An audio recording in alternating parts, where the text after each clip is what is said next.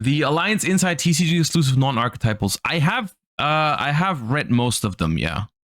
I have read most of them. I think some of them are pretty strong. I think the little, if I remember correctly, the little fish was pretty good. I'm not sure. Have we had openings already for Alliance Insight? Like, do we know all of them?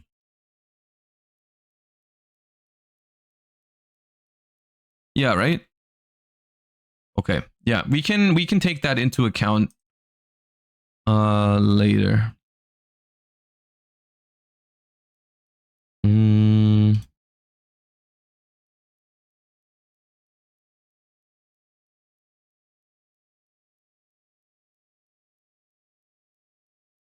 They're basically goatee support, right? Like the fish synchro and stuff. It's like essentially goatee support, which is neat.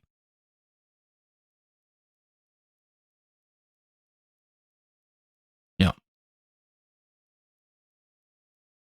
Did you see the Melodious support spell? You got to be more specific than that because I don't know exactly what you're talking about. The Vingolf's Blessing is what you mean? Like this one? When this card's activated, you can send a light fairy from your deck to the grave. Fairy monsters you control gain 100 attack for each fairy in your field and grave. If this card is sent to the grave, you can target a level 4 or lower fairy in your grave special summon. You can only use this effect once per turn. You can only activate one per turn. That seems terrible in Melodious. Is this really the card you mean? Because Melodious has no real way to get this off of the field, right? Like, this would make so much more sense in other decks. Because, like, I mean, a Foolish Burial for light fairies certainly has applications, but I don't see it in Melodious. Is Cracked Valkyria support? Okay. Interesting. Is this TCG exclusive? Dawn Angel Combi? Let's go through the TCG exclusives real quick because I don't know all of them by heart. If you control no monsters or all monsters you control are fairies, you can special summon this card from your hand. You contribute any number of fairies, including this card. Special summon a fairy from your deck whose level equals the total levels of those monsters had on the field. You cannot special summon the turn you this effect, except fairies. Only use this effect once per turn. So it's like a pseudo Lone Fire Blossom that can be a special summon as well. That seems pretty good. It's basically Lone Fire for level 1 fairies, because I think most of the time you're not going to want to tribute multiples. So you can summon a level 1 fairy. Lone Fire for low. Technically, right? I'm pretty sure that's not bad for something like Voiceless Voice. Because it's just like not a normal summon as well. But you're locked into fairies. No, wait, that's bad. You're locked into fairies completely, so you can't do the Skull Guardian. That's bad, yeah.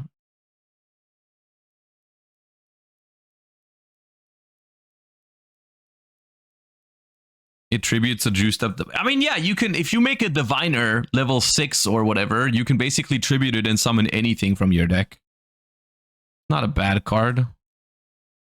What else do we have?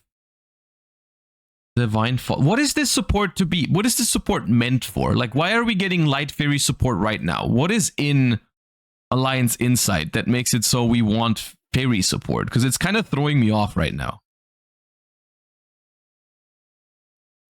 Valkyries? Is there Valkyries in here? What does that even mean?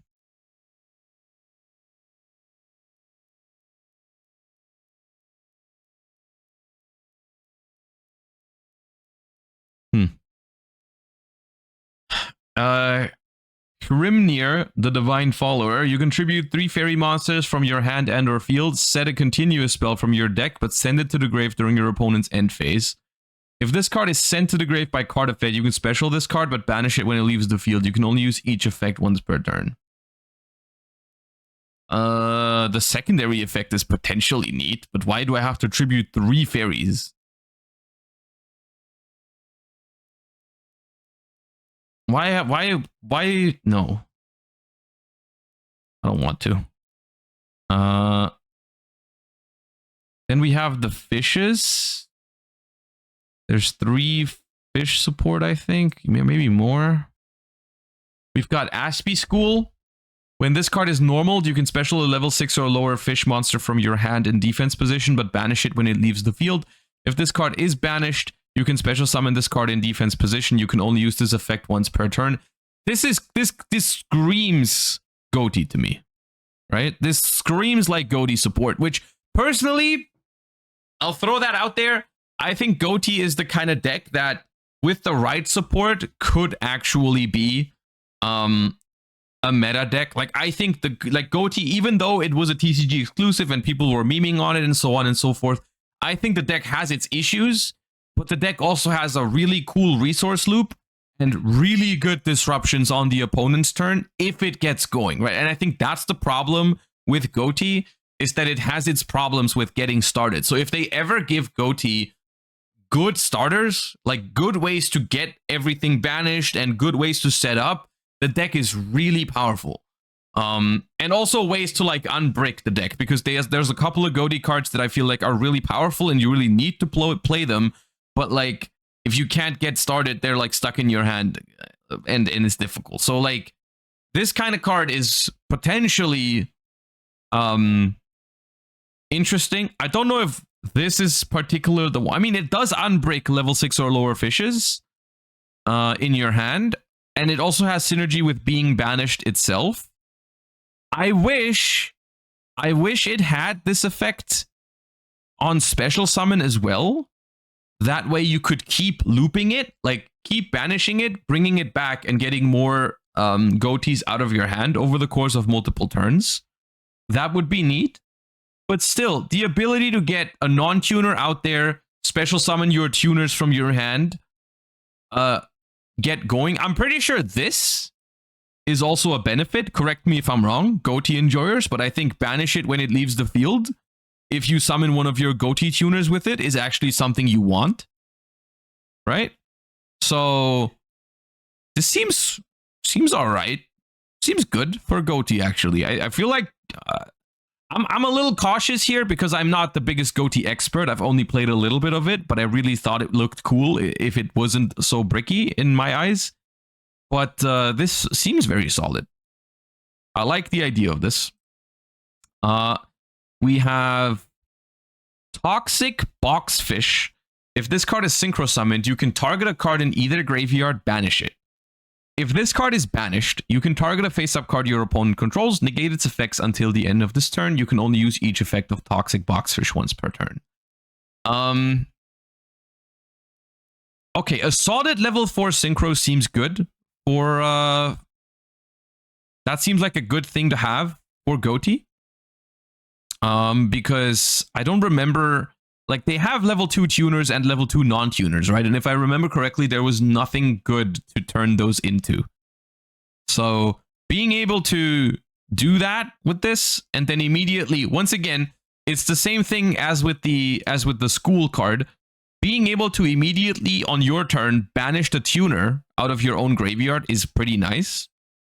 It is rather slow, but I think that's still a very welcome extra deck option here. Also, I like the ability to decide between, do I need to banish from my graveyard? Do I need to banish from my opponent's graveyard? Very nice utility here. And then if this card itself is banished, you can still negate something. Like this effect is going to be less broken than it might sound because of how chain links work and stuff like that. Like if your opponent activates something that you would like to stop, chaining something that banishes this is going to be too slow for it because, you know, that's going to resolve first and then, yeah. But this seems okay because it's an extra card. Like, and I think Goatee probably has the room for this. Yeah, seems good. And then we've got Fish and Bids. At the start of your main phase 1, banish a card from your hand. Your opponent can banish 2 cards from their hand. If they do not, you apply this effect. take 2 fish monsters from your deck and either banish both or send both to the graveyard. Also, you cannot special summon for the rest of this turn except fish monsters. Ooh. This is both interesting and very weird. Because this feels like the kind of card that would be perfect for this deck if it didn't have so many weird restrictions. So, number 1 has to be start of main phase 1, which most of the time doesn't matter, but sometimes it does, and when it does, it's really annoying. Like, I don't know if Goatee is the kind of deck that plays draw cards or prosperity or whatever, but whenever you do that, of course, you can't do this. When you're going second and you have to use a board breaker first, right? You have to like use Dark Ruler, or you have to use Evenly or whatever. Super Poly, well, Super Poly you could do in draw phase, but like, you know what I mean, right? Whenever you have to do something before you do this, it's not going to work. So that can sometimes be a problem. The even bigger problem is that your opponent can stop this. And like, of course, having to banish 2 cards from your hand is a steep cost to prevent your opponent's card. But this is basically like playing a card that has a... This is basically the meme of how we always make jokes about like how certain cards always get ashed, right? Where like Wishes for Eyes of Blue, basically whenever you activate that card, your Ash Blossom is glued to your opponent's hand.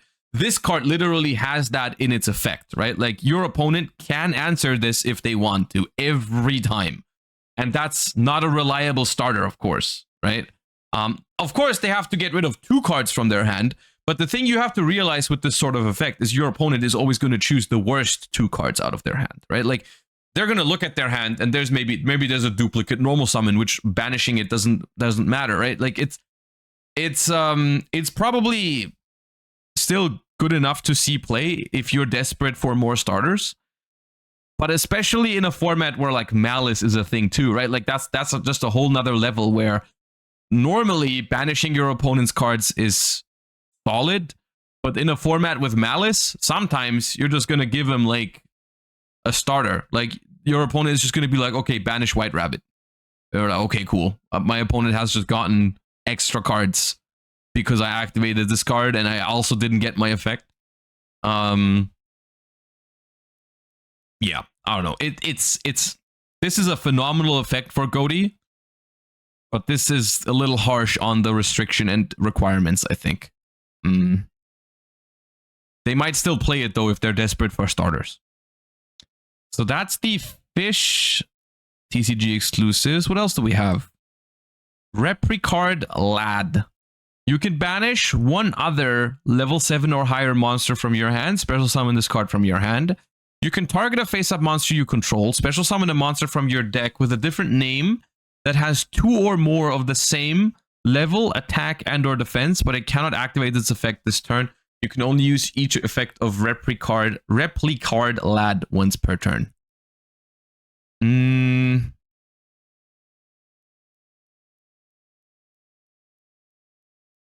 I hate this card. I hate this card. Do you want to know why I hate this card? Because this you guys are saying Regenesis, right? You guys are saying Regenesis is the first thing where your head's at. Do you want to know what I saw at first glance? Is I saw great synergy with Dragon Rulers. You know, banish 1 Dragon Ruler from your hand to special summon this. It's a level 7 as well. You get the effect of the Dragon Ruler you banished because that's how they work. And then I thought, hey, wouldn't it be really cool if this could then tutor out a different Dragon Ruler from your deck that you don't have yet in rotation, right? Like, the problem is it cannot do that because none of the Dragon Rulers share attack and defense with each other. And they also, none of them share attack and defense with this card. So this card is level 7 support, banishes a monster to summon itself, comes out in the same set as Dragon Rulers, and cannot summon Dragon Rulers. Bro. Come on, man. I know they're trying to make Regenesis support, but come on, man. Give me something. Give me something to work with. It didn't need 2500 attack and defense to summon all the Regenesis monsters, right? It level, attack, and defense. You only need to match 2 out of the 3 for Regenesis, right? Like, come on, man. Let me summon a Dragon Ruler. Make it 20. Make it 1800 defense so I can summon Blaster. Whatever, man. Why does it not work with Dragon Rulers at all? Very cringe. Very cringe. Because fundamentally, this would be a very good card in Dragon Rulers. I'm just saying, right? I'm not saying Dragon Rulers are going to be a thing, because I don't know exactly if they will be. I mean, it's massive copium. I don't think they will be. But it would have been nice if we got some support for them. I would have liked it, because I'm a big fan of Dragon Rulers. And this, when I started reading it, I was like, yeah, this goes hard in Dragon Rulers. And then it just didn't. Okay, what else is there?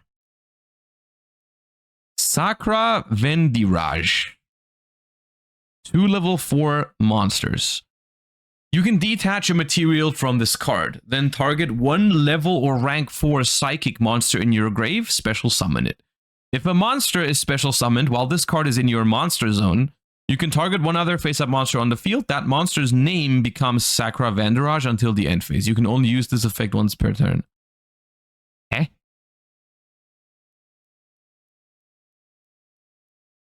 Target 1 other face-up monster's name.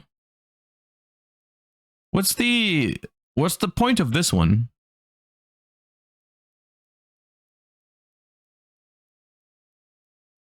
Well, what is this here for?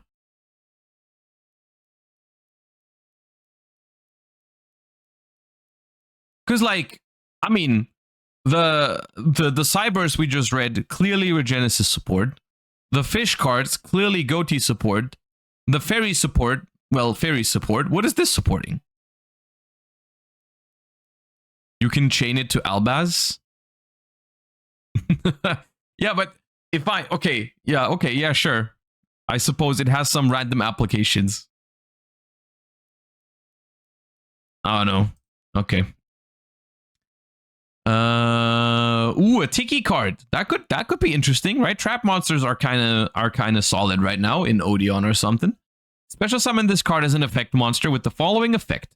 Quick effect, you can pay 800 life points, special summon a continuous trap except Tiki Peace from your graveyard or banishment as a normal monster, and its name becomes Tiki Peace. You can only use this effect of Tiki Peace once per turn.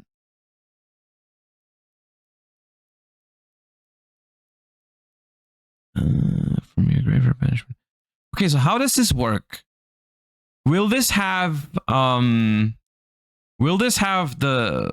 If I summon,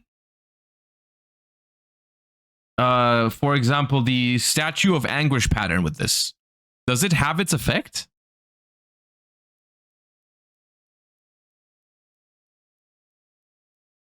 No. Okay.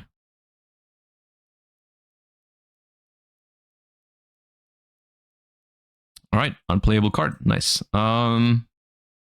Mitsurugis, we know those. Dude,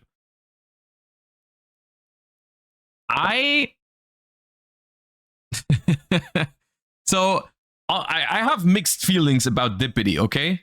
Because this card means 2 things, right?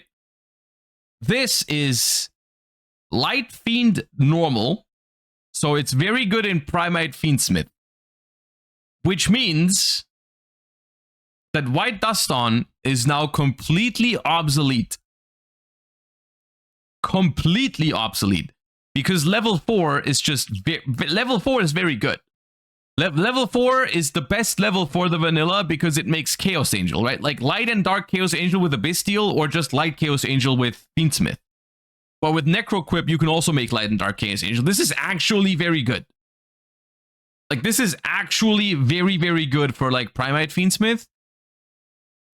Which means you're not going to play White Duston anymore, which makes me a little bit sad. Dude, both... It's been brought to my attention that after Alliance Insight, both of the vanillas I played in the Primite Fiendsmith deck are not the best one to play anymore. Summon Skull is actually not the best one, because Beast of Talvar is better because it has higher defense points, which is something that I have accepted at this point. I think Beast of Talvar is actually better, which is kind of sad. Summon Skull's cooler, but anyways. Now, Dippity is also just strictly better than White Dust On, so both of them are not the way to go anymore, which makes me sad. But this is actually pretty good for any Primite Fiendsmith version out there. But those are imports. I think this card was out already. I'm pretty sure these are cards that I've seen before, and they're imports. Like, this is a V-Jump Giant Crackhorn. I don't think when an opponent's monster declares an attack, you spare summon this card from your hand. If you do, change the attack to this card. Perform damage calculation. Target a plant monster you control. The attack of that monster combined. Okay, terrible card. Migratory Zeraort. If a water Xyz is on the field, you can special summon this card from your hand. During your main phase, detach a material from a monster you control. Then you can special a level 3 or 4 water from your hand or grave. Can be treated as a level 5 if it's used for Xyz summon of a water. Sure. Imagine trying to play water Xyz in a world after Bahamut Shark and Abyss Dweller. Dragulithia Kunzite. If this card's in your hand, you can send a level 7 or higher normal monster from hand or deck to the grave. If you do, special summon this card. Banish this card from your grave. Target a normal in your grave. Special summon it. You can only use one effect per turn. Only once that turn, dude. Until that sentence, I was like, you know what? Maybe. If both effects were once per turn, maybe. I think if you can just use one, not quite good enough. Not quite. But if it was 2 bodies in one card that also gets you a vanilla from deck to grave, which is an advantage in something like Blue Eyes, could have been. Very, very close. Very close. Okay. Overall, I think that makes all of the imports and TCG exclusives. I want to say, I mean, Mitsurugi aside, because Mitsurugi, of course, is very, very powerful, and that alone makes the TCG exclusives in this set and the last set a lot better than usual, right? The free agents, quote unquote, are like okay here, I think. I'm pretty sure the Goaty support is good, even though I'm not super well versed in Goaty. But those cards seem nice. The fairy support is potentially solid. But I felt the same way, for example, about the zombie support in the last set. Like the zombie cards that were in the last set actually felt pretty strong to me when I read them for the first time, but there just wasn't a home for them that was good enough to make them strong. You know what I mean? Like, and it kind of feels like the same way with these fairy cards, but like, or the fish cards. But I wouldn't be super surprised to eventually see a deck pop up with them. You know, like if good Goaty support happens, then these cards I think are going to see play for sure. Some of them.